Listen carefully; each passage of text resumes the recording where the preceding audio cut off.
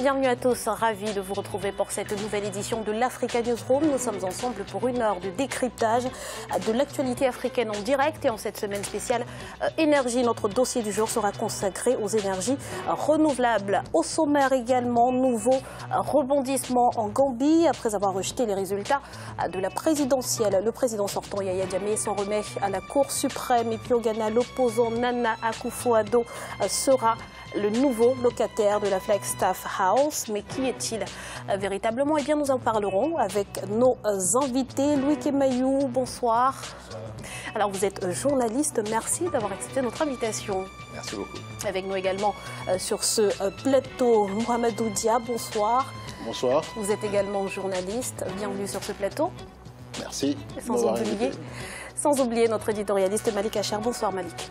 Bonsoir Graziella, un plaisir de vous retrouver. Tout de suite, c'est l'info du jour.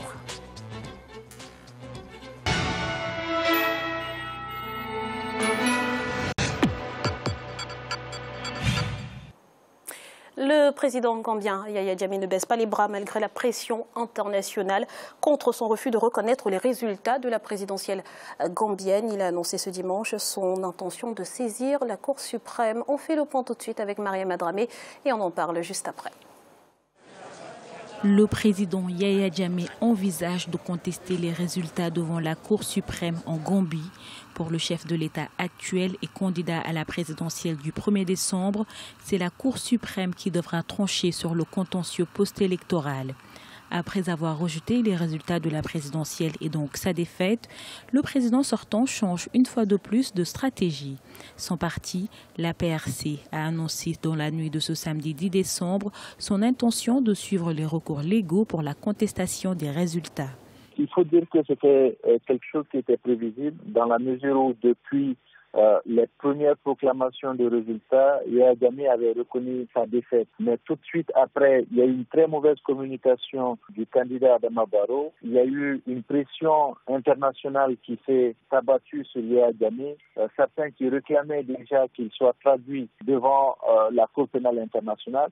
Donc toutes ces questions aujourd'hui ont fait que, se sentant en difficulté, se sentant menacé, puisse sortir une nouvelle stratégie. Et aujourd'hui, la stratégie, elle est clairement de se maintenir au pouvoir, ou en tout cas de demander de nouvelles élections dans lesquelles il va pouvoir travailler suffisamment à perpétuer les résultats pour pouvoir se maintenir au pouvoir. Les organisations internationales à l'unanimité condamnent la volte-face du président sortant.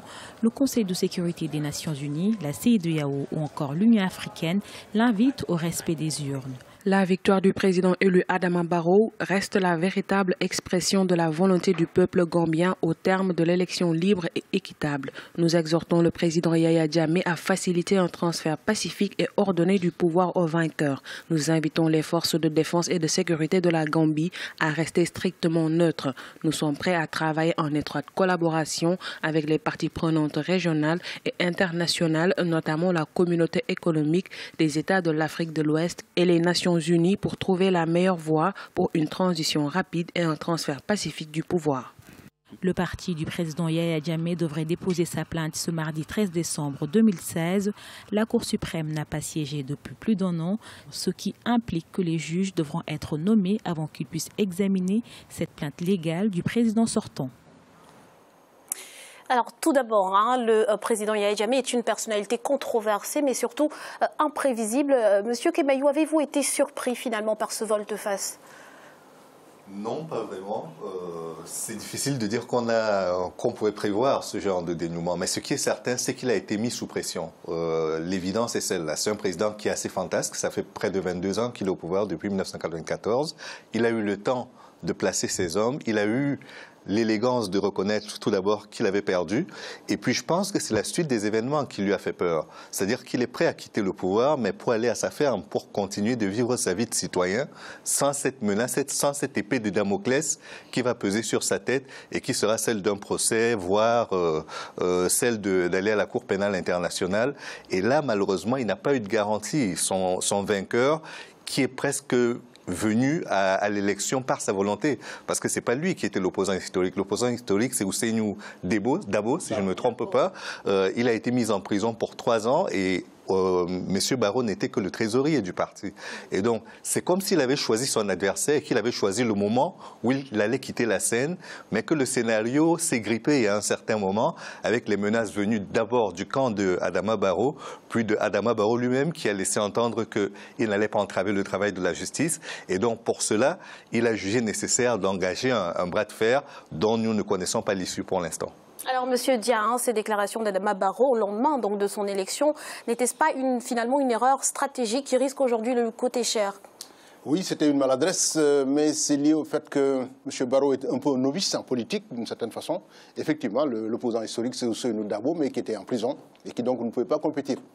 Yaya Jammeh est un personnage à la fois burlesque et sanguinaire, et il sait ce qu'il attend. Ce qu'il attend, ce sera de faire face à la justice d'une façon ou d'une autre.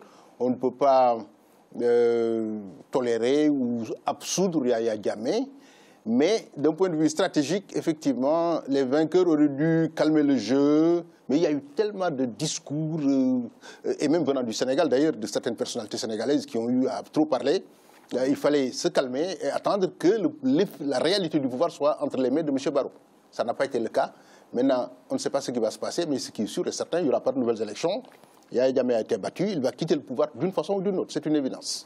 Alors, quelques heures, Malik, avant sa sortie médiatique, le président Jammeh a promu des centaines de militaires. Il faut dire que le positionnement de l'armée sera déterminant dans l'issue de cette crise. Déterminant, sachant que justement la position de l'armée n'a jamais été vraiment neutre en Gambie. Et c'est là où on verra s'il y aura véritablement une alternance dans ce pays. L'armée peut jouer un rôle néfaste, c'est-à-dire intervenir au profit de Yaya Jammeh. Le rôle normalement de l'armée, c'est celui de maintenir la sécurité et c'est ce que le peuple attend. Si l'armée intervient dans le jeu politique gambien, le problème qu'on va connaître certainement, c'est justement des troubles au sein de la Gambie qui malheureusement peuvent amener ce pays à connaître des événements sanglants. Donc ce n'est pas ce qu'on souhaite. Maintenant, il faut voir comment va réagir Yaya Jammeh à la venue de la délégation de la CEDEAO demain. Je pense que ça sera un point déterminant et un point décisif justement dans la suite qu'il faudra donner à cet épisode. Il faut, je pense, on avait cette agréable surprise finalement de voir Yaya Jammeh reconnaître sa défaite, mais effectivement, et ça a été dit par nos deux invités ici, je pense que la stratégie adoptée en fait répond à une sorte de peur en sa personne, contre sa personne. Alors, monsieur Louis Kemayou, le président Yaya Jammeh a décidé de s'en remettre finalement à la Cour suprême. Quels sont les scénarios envisageables en Gambie dans les prochains jours? Le premier scénario, le plus probable, est celui qu'en ayant nommé les juges, il arrive à avoir le gain de cause, c'est-à-dire qu'on le proclame vainqueur de l'élection. Le deuxième, c'est que après ce scénario, on se retrouve dans un bras de fer qui va opposer Adama Barrow et Yaya Jammeh. Et là, c'est à la fois la pression internationale et la pression populaire qui devrait avoir raison, avec un seul bémol, c'est que la Gambie est un tout petit pays encastré dans le Sénégal. Jusqu'à présent, on ne parlait plus beaucoup des problèmes en Casamance. Si jamais il y avait une instabilité au niveau de la Gambie, je ne suis pas certain que cela soit de nature à favoriser cette accalmie qu'on a constatée en Casamance ces derniers mois.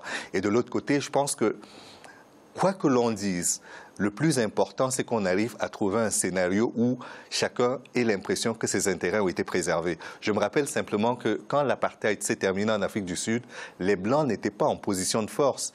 Une fois devenu président, Nelson Mandela aurait pu dire « Je vous envoie tous devant la justice et vous allez subir les foudres de la justice qui est neutre et aveugle ».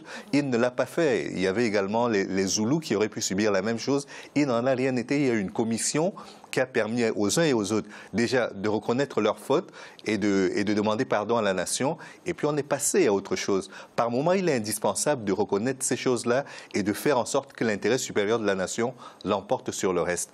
On n'a malheureusement pas eu ce scénario. Rappelons-nous, en France même, avec la Révolution, on a l'impression que ça a été un fleuve tranquille. Non, la démocratie n'est pas un long fleuve tranquille. Il y a eu la Révolution, puis l'Empire. On a fait quelques pas en arrière, puis on est revenu dans la marche normale de la démocratie. J'espère pour la Gambie qu'on le fera et que ça ne coûtera pas le sang des Gambiens. Merci Louis. Dans l'actualité également, sa persévérance aura fini par payer.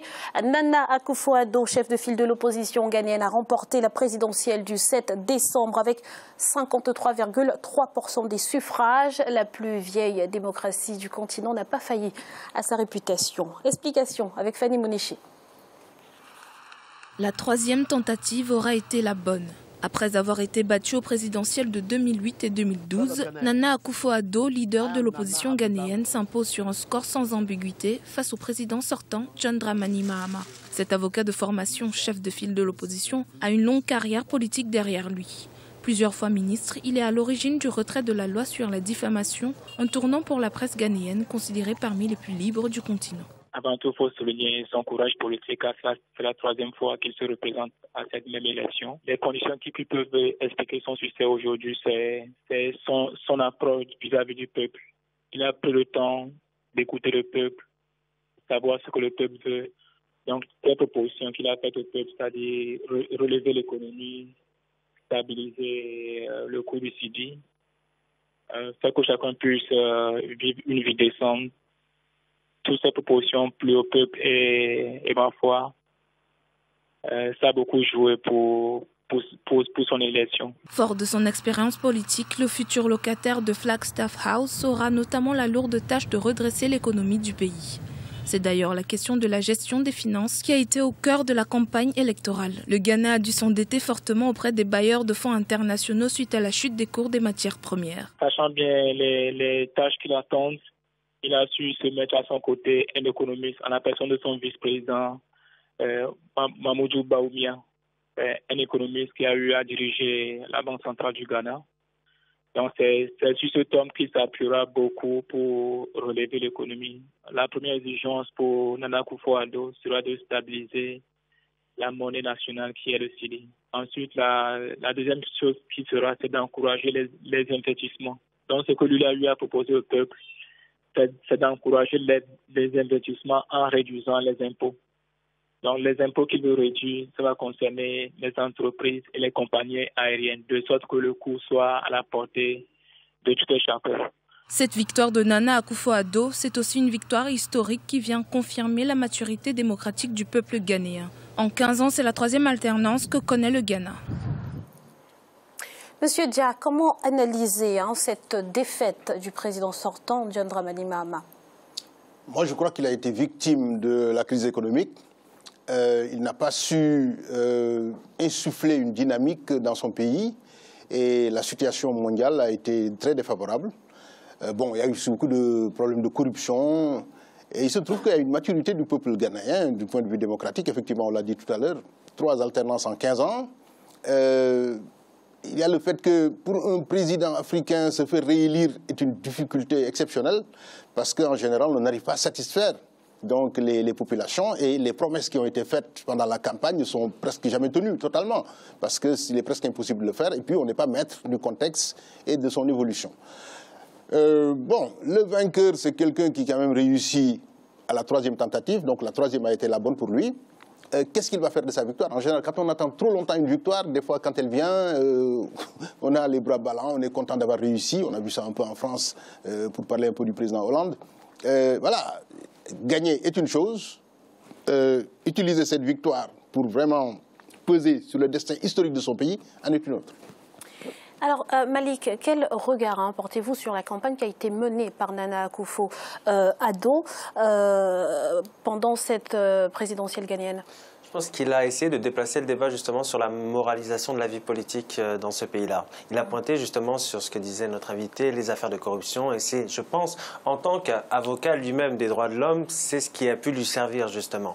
Alors bien évidemment, les chocs externes ont fait que l'économie du Ghana s'est contractée légèrement, ou du moins a été un peu moins florissante que d'habitude. Alors ça lui a permis aussi de jouer sur le volet économique, c'est-à-dire qu'il a insisté sur plusieurs volets. Il n'a pas concentré juste sa campagne sur un axe. Il a aussi développé l'axe économique et la nécessité pour le Ghana de diversifier son économie. Alors, moi, je dirais qu'il faut que le président sortant n'a pas tout, a réussi quand même à permettre à son pays d'être aussi dynamique sur le plan économique. C'est vrai que le Ghana mise surtout sur les énergies extractives et sur la rente particulièrement. Je pense qu'il faut quand même faut pas voir son bilan quand même un bilan si négatif. Je pense que c'est un bilan demi-teinte, mais la question qui maintenant résonne dans les têtes des Ghanéens, c'est comment redistribuer les richesses d'un pays justement qui a des potentialités énormes.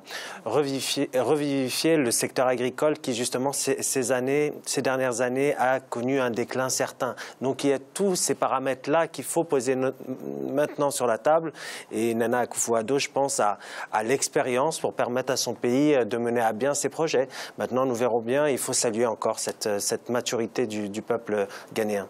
Louis, il est vrai que le bon déroulement de cette élection est une leçon de démocratie donnée par le Ghana une fois de plus. Oui, le Ghana n'a pas failli à sa bonne réputation. Rappelons-nous quand même que quand Diri John Rawlings est arrivé à la tête de ce pays par coup d'État, son intention en quittant le pouvoir était que même si le pays tombait aux mains d'un diable, que les instruments mis en place par la démocratie fassent en sorte que ce diable ne fasse pas sa volonté, mais qu'il respecte ce qui avait été prescrit comme règle pour la bonne conduite du pays. Donc c'est quand même une réussite qu'il faut saluer. Et la deuxième chose qu'il faut saluer également, c'est que le Ghana, c'est quand même la patrie de Kwame Nkrumah, l'un des chantres du panafricanisme qui est presque devenu un gros mot aujourd'hui.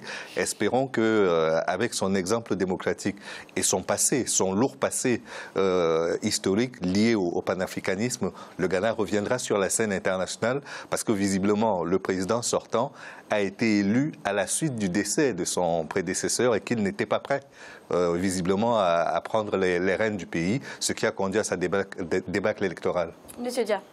Juste pour noter l'échec retentissant de Mme Rawlings, puisque lui-même cite M. Rawlings, qui était candidate et qui a été balayé pendant ce scrutin.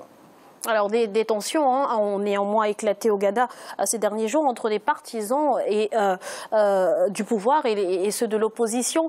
Malik, la commission électorale a mis l'accent sur la nécessité de mettre en place un dialogue politique post-électoral. C'est important pour consolider les acquis démocratiques? C'est important, mais ce qu'il faudrait faire d'abord, c'est déjà renforcer cette commission électorale. Vous savez, cette commission est toujours décriée. Là, au Ghana, c'est pas trop le cas. Mais renforcer le dialogue politique, bien évidemment, pour consolider cette démocratie. Il faut aussi que les acteurs politiques soient responsables. Et c'est quand on a des acteurs politiques responsables qu'on arrive justement à pacifier les pays et à avoir une alternative démocratique. Dès lors qu'on a des représentants qui, justement, reconnaissent leur défaite et souhaitent bonne chance à celui qui vient d'être élu, là, nous pourrons avancer. On l'a vu en Gambie, ce n'est pas le cas pour l'instant. Donc il faudrait que cette voie soit suivie, mais renforcer bien évidemment le dialogue politique pour permettre justement à ces pays de se développer normalement. C'est une chose indispensable. Merci Malik pour toutes ces précisions. Nous allons à présent marquer une courte pause. On se retrouve dans quelques instants pour la suite de l'Africa News. À tout de suite.